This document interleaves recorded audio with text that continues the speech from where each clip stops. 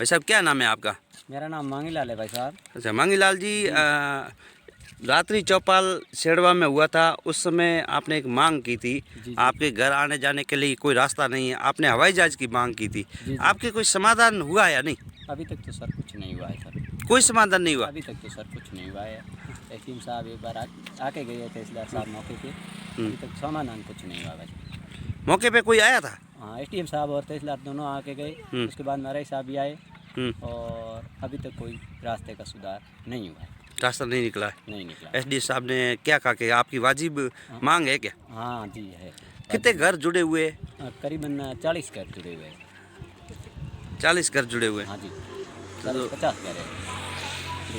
आपने पहले बताया भी था कि पीटीआई जी खैराज राम जी है जिन्होंने रास्ता रोक रखा, उनसे आपने वापस मिले थे क्या?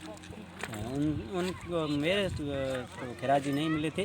और वो उन्होंने 91 के जरिए उनको बुलाया गया था, लेकिन वो नहीं आ पाए।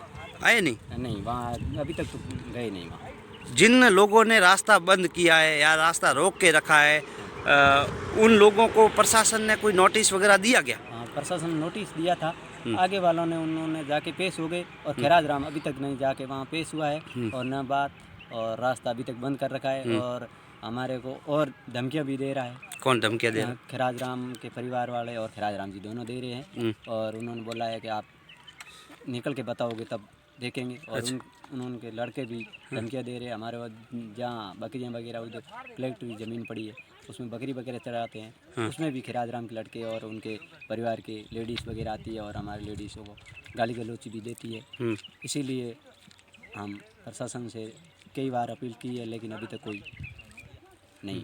आपको धमकी देने वाले लोगों को प्रशासन ने या पुलिस ने पाबंद नहीं किया? कोई पाबंद नहीं किया। हमने कई बार उनको बोल रखा। अभी तक तो उनके पास में आते तो हमारे को कुछ सूचना तो मिलती कि आप जाओ आओ, उसमें कुछ नहीं।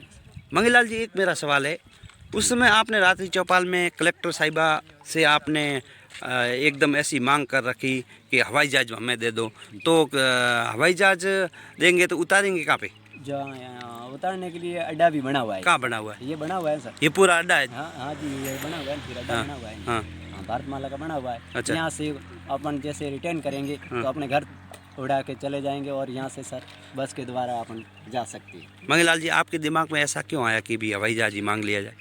मांग हवाई जहाज की इसीलिए की थी कि सर आने जाने के लिए कोई रास्ता तो था नहीं। व्हीकल लाऊं तो सर लेके जाएं कहाँ, आगे रास्ता ही नहीं, तो हवाई जहाज की इसीलिए ही मांग की थी। लेके कहाँ रास्ता नहीं है? रास्ता मोटरसाइकिल लाए तो भी रास्ता आने जाने के लिए नहीं है, कोई रास्ता नहीं है, इसलिए आपने हवाई जहाज की मांग की। जी। फिर प्रशासन ने कोई आश्वासन दिया क्या? प्रशासन ने बोला है कि आप करवा देंगे जल्दी, लेकिन अभी तक तो कुछ नहीं हो। उन्होंने अगर पीटीआई की कार्रवाई करते तो पीटीआई आज भी रास्ता खोल सकता है ना सर।